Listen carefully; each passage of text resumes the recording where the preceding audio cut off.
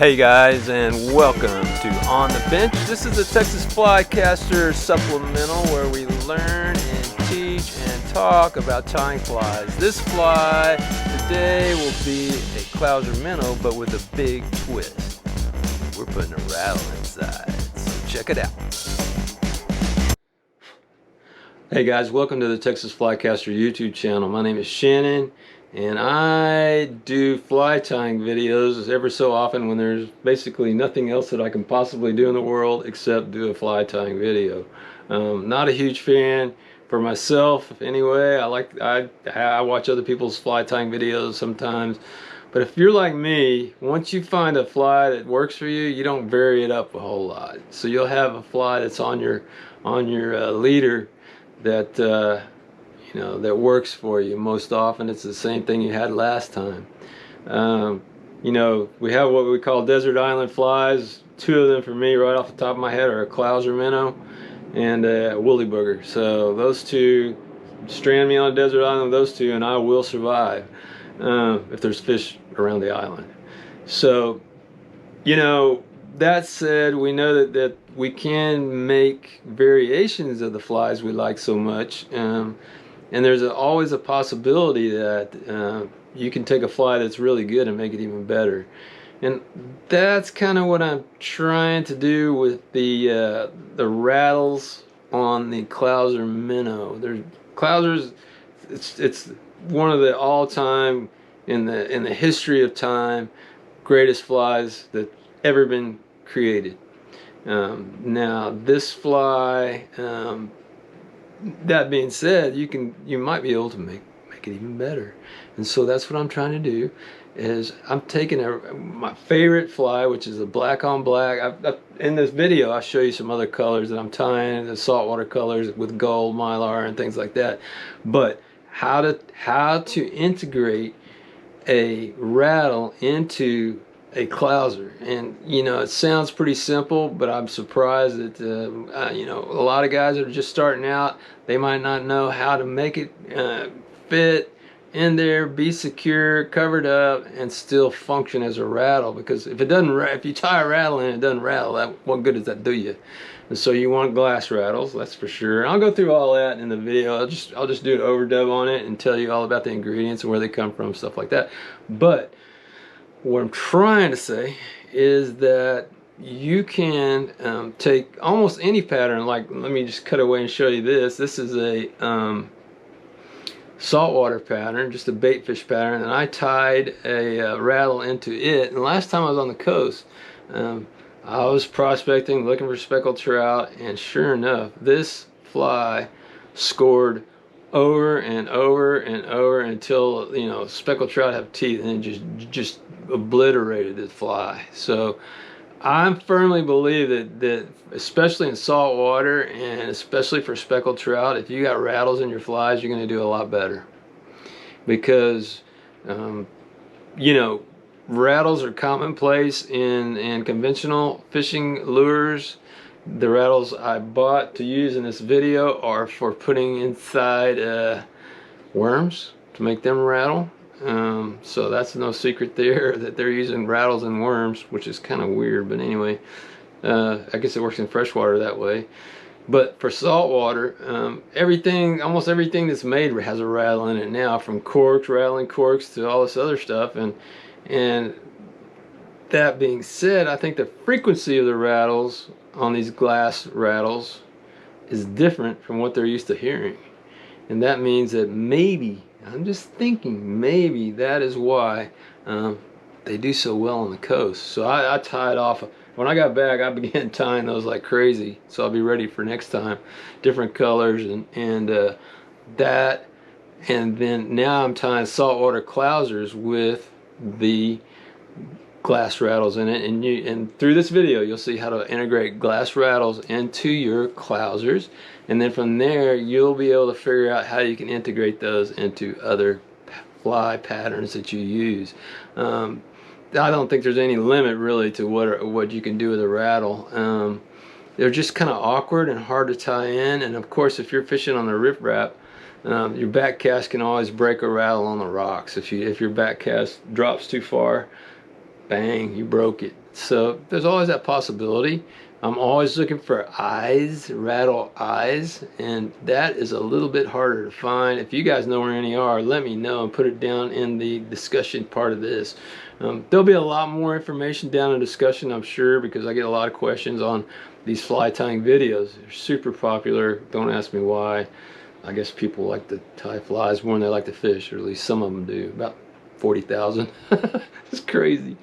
But anyway, thanks for watching. Watch the rest of the video and watch how I tie in the glass rattles into Clouser minnows for freshwater, which is the black on black mamba Clouser, and then the saltwater color too, which is a wholly different color and different color of everything on that one. So thanks for watching, guys. Take a look at this and let me know what you think. Alright guys, those are the tweezers that you need right there, and they are pointed so you can get inside the mylar. There is the rattles. They're hidden away in Bass Pro. You got to hunt for them, but they're there. Scissors to cut the mylar, and here are 2 of those rattles removed from the packaging, and this is the color I use for freshwater. It's basically kind of a it's not silver really, but anyway, it has a little pink tone to it. Now get the point in there, get the insides out of there. It's just cotton, some kind of cotton stuff. Get that out of there as best you can. Hopefully you can get it all in one pull like that. And now we move on to go ahead and insert these rattles. Now this rattle is a little bit big for this size mylar. This is, I think it comes in, if you go to the store, to the fly tying store to get it small, medium, and large. This is a medium, but the rattle is just a little bit big, so it kind of flares the mylar a little bit. Not a big deal, people. Just not a big deal.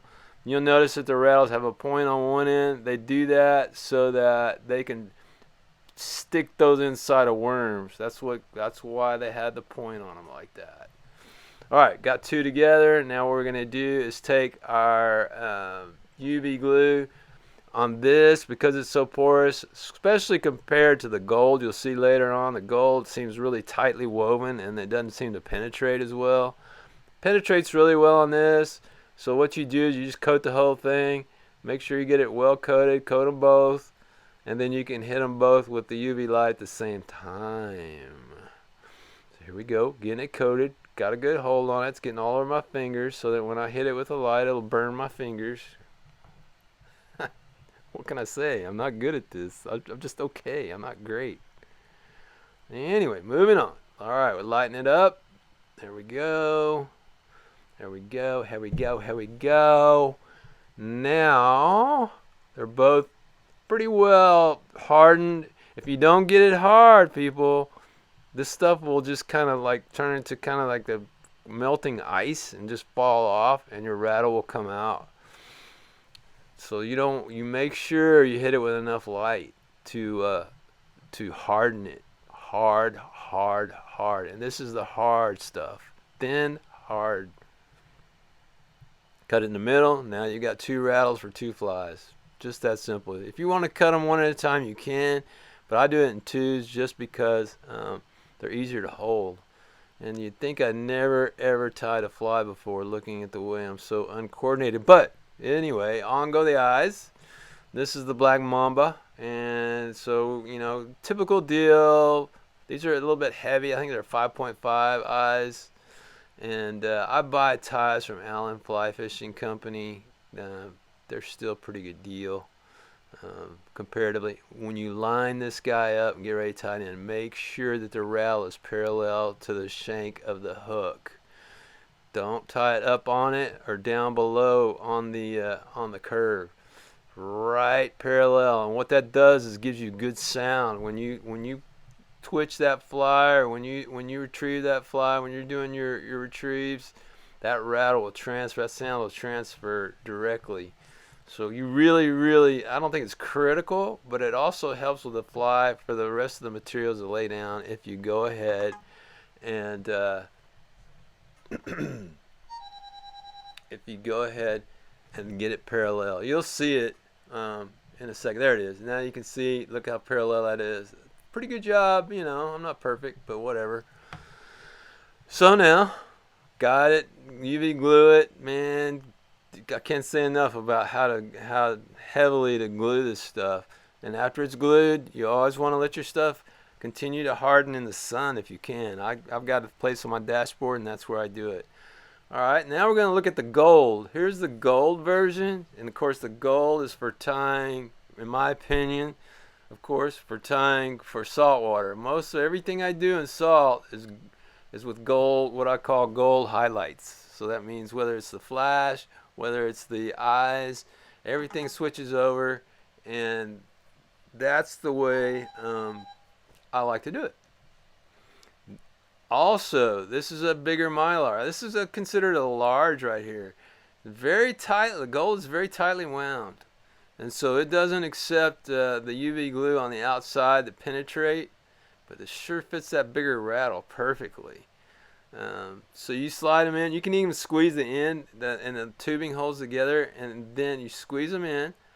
You know, this is the cool part of this. This is not that tricky, people. It just takes a little more coordination. Drop some drops in that and the inside there. Let it make sure it runs down and covers the end, and bang it out with your light, and you've got a seal in there that there's no way that that rattle's coming out the end of there. And I learned this the hard way, people. Don't get me wrong. I didn't just invent this out of get it right the first time. It took me losing a couple rattles to figure out where the glue needs to go on which kind of mylar. And so that's that. 2 in.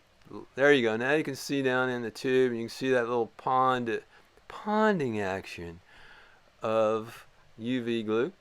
It's in. They're both in. My fingers are now stuck together permanently. But we've got 2 to go. Some might seep to the outside. Feel free to go ahead and hit the outside with your light as well, just because you can. And on we go. You may actually be able to find this mylar at hobby stores, so if you do, let me know and put it down in the comments, please. I want to know where else I can find this stuff. Alright, let's have a look at a saltwater version of the Clouser with a rattle in it. And again, I want to reiterate what I said earlier, that I really do believe that tying any saltwater fly with a rattle in it might is kind of a chicken word. Anyway, I think it will catch more fish for you, especially speckled trout. They seem very receptive to sound. I don't know if redfish really are as receptive as speckled trout are, but ever since I was a kid, I used a regular old styrofoam popping cork before they got all fancy. So that gives you an idea of how old I actually am. Getting down to brass tacks here, kind of trimming it up. You don't want to, if it's flaring under the thread, go ahead and trim that flare out of there, because it will, again, look at the parallel. So it's parallel to the hook shank, right? Okay, this is a, if you're wondering what hook this is a C71 SS or SSS, C for circle, mustad. They're kind of hard to find. If you know where any are, let me know. I had to order some from Maine or Maryland or somewhere the other day. Not easy.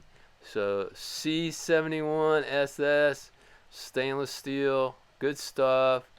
What I find is circle hooks kick butt when it comes to the soft mouth of speckled trout. So keep that in mind.